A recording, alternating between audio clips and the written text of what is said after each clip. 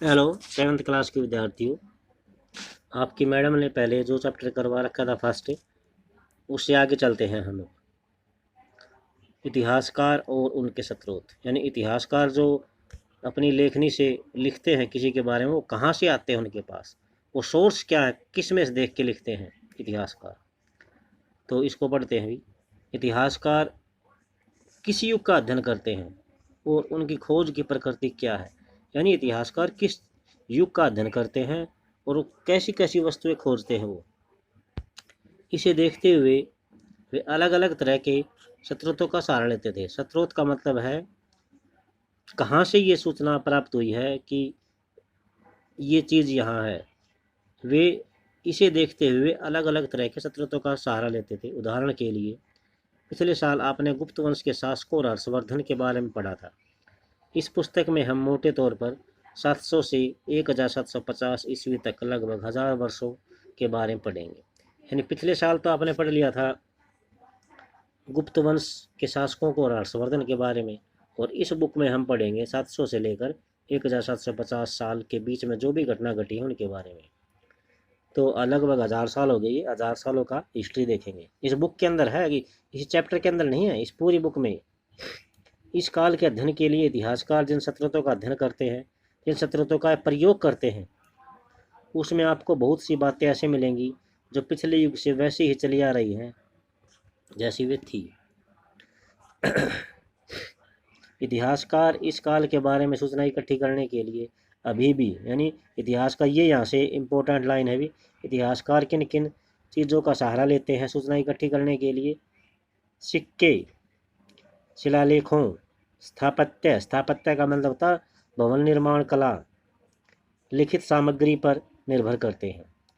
परंतु कुछ बातें जो काफ़ी भिन्न भी हैं, परंतु कुछ बातें पहले से काफ़ी भिन्न भी हैं।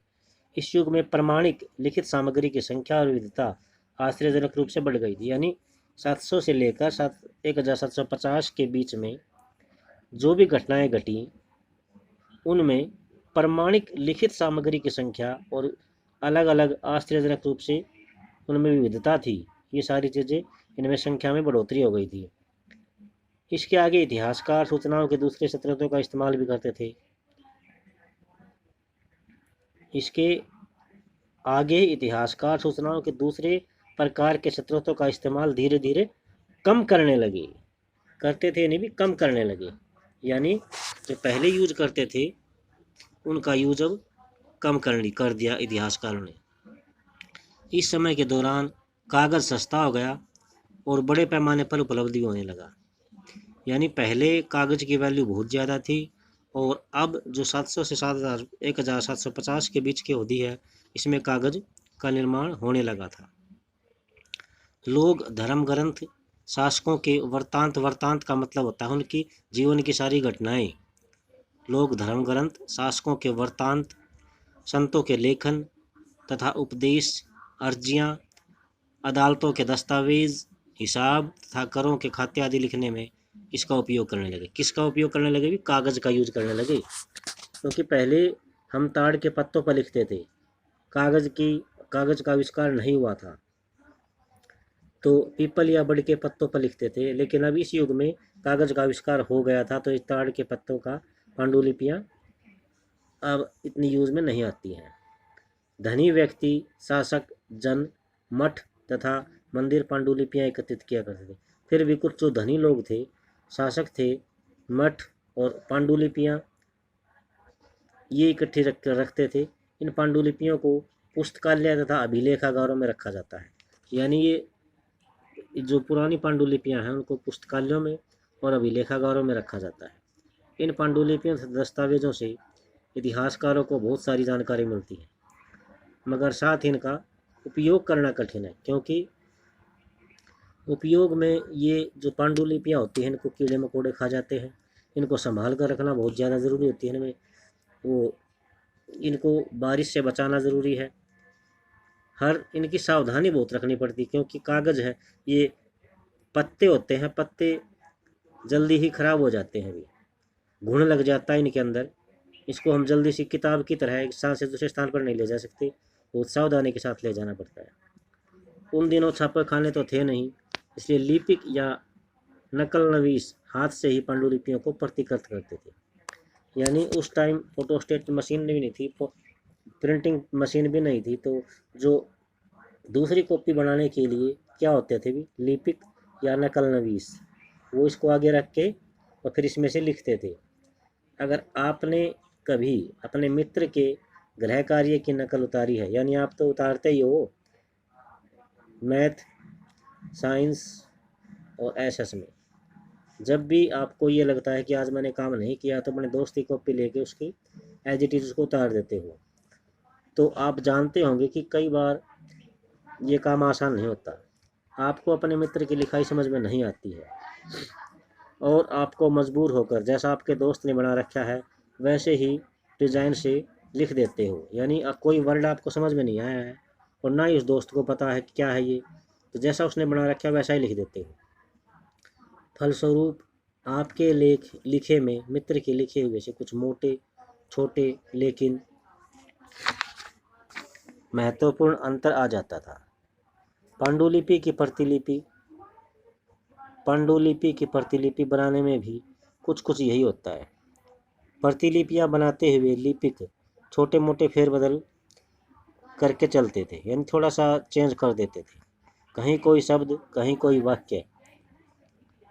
सदी दर सदी प्रतिलिपियों की यही प्रतिलिपियां बनती रही और एक ही मूल ग्रंथ की भिन्न भिन्न प्रतिलिपियां एक दूसरे के लिए अलग हो गई।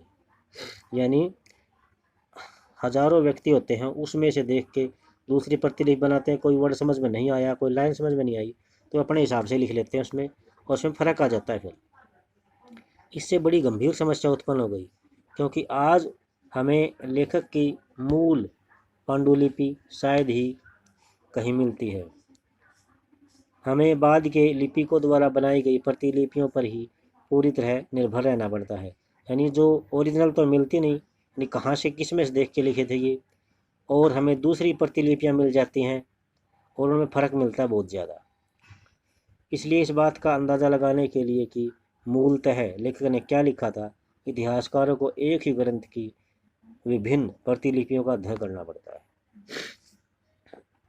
कई बार लेखक स्वयं भी समय समय पर अपने मूल वृत्तांत में संशोधन करते थे। यानी कई बार लेखक खुद भी अपनी जो मूल कहानी है या वृत्तांत जिसके बारे में लिखा है, लेखक संशोधन करते रहते थे। संशोधन का मतलब है कुछ काट छांट करते रहते थे। 14वीं शताब्दी के इतिहासकार जियाउद्दीन बर्नी ने अपना जो वृत्तांत पहली बार लिखा था वो लिखा था 1356 में, और दूसरी बार इसके 2 साल बाद लिखा गया 1358 में। दोनों में अंतर है, लेकिन 1971 तक इतिहासकारों को पहली बार वाले वृत्तांत की जानकारी ही नहीं थी। 1356 में जो लिखा था उसकी कोई नॉलेज नहीं थी, यह पुस्तकालयों के विशाल संग्रहों में कहीं दबा पड़ा रह गया होगा। तो ये ऐसी नकल नवीस ऐसी घटनाएं कर देते हैं जिससे हमें पता ही नहीं चलता। यानी जो प्रिंटिंग प्रेस और फोटोस्टेट मशीन न होने की वजह से हमें बहुत सारी समस्याओं का सामना करना पड़ा। और ये जो बुजुर्ग दिखा रखा है ये नकल नवीस है, भी नकल नवीस, दूसरी जो कॉपी ले रहा है ये उसमें से नकल उतार रहा है। ठीक है भी, यह एक लघु चित्र की प्रतिकृति है। इसमें एक लिपिक किसी पांडुलिपि की नकल कर रहा है। चित्र का आकार सिर्फ 10.5 सेंटीमीटर मल्टीप्लाई 7.1 सेंटीमीटर है। इस छोटे आकार के लघु चित्र या मिनिएचर कहा जाता है। मिनिएचर किसे कहते हैं? ये सारा का सारा छोटे आकार की कोई भी वस्तु होती है उसे कहते हैं। कभी कभी इन लघु चित्रों का प्रयोग अब लेख में आई पांडुलिपियों को स्पष्ट प्रदान करने के लिए किया जाता था। ये इतने छोटे होते थे कि आगे चलकर संग्रहकर्ता इन चित्रों को पांडुलिपियों से अलग करके बेचने लगे। एक ये और देख लीजिए, वैल्यू ऑफ पेपर, कागज का मूल्य। तो 13वीं शताब्दी के मध्य में एक विद्वान को पुस्तक की एक प्रतिलिपि की जरूरत पड़ी। 13वीं शताब्दी में एक विद्वान को पुस्तक की एक प्रतिलिपि की जरूरत पड़ी। उसके पास कागज तो था नहीं भी जिस पे लिखे ले उतार के, इसलिए उसने एक ऐसी पांडुलिपि को धो दिया जिसे उसकी ज़रूरत नहीं थी। यानी पांडुलिपि को धो दिया मतलब जो अक्षर लिखे हुए थे वो साफ कर दिए, तो उसके कारण और उसके कागज़ को सुखाकर उसका इस्तेमाल कर लिया। अब दूसरी सिचुएशन देखिए, 1 सदी बाद अगर आप बाज़ार से कोई खाद्य पदार्थ खरीदते हो तो हो सकता है कि आपकी किस्मत अच्छी हो, दुकानदार या वस्तु कागज़ में लपेट कर दे दे। यानी 1 सदी यानी 100 साल के बाद अगर आप बाज़ार में जाते हो तो आपको कोई भी वस्तु खरीदने के लिए दुकानदार आपको कागज़ में लपेट कर कोई वस्तु जो आपने खरीदी उसको दे दे। तो ये यहाँ पे ये दिखाया गया है कि 13वीं शताब्दी में कागज़ की वैल्यू बहुत ज़्यादा थी, 14वीं शताब्दी में कागज़ की वैल्यू कम हो गई क्योंकि कारखाने लगने लगे, प्रिंटिंग प्रेस आ गई थी। तो ये यहाँ पे बताया गया है। तो कागज़ कब महंगा था? कागज़ 13वीं शताब्दी में महंगा था, और ये कब आसानी से उपलब्ध होने लगा? सीधा सा मतलब है 14वीं शताब्दी में उपलब्ध होने लगा। तो थैंक्स, आज के लिए इतना ही। हाँ, एक बात और, ये जो मैंने पहले वीडियो बनाया था उसमें आप मेरी आवाज़ नहीं सुन पा रहे थे, इसलिए दोबारा से बनाए हैं अभी मैंने।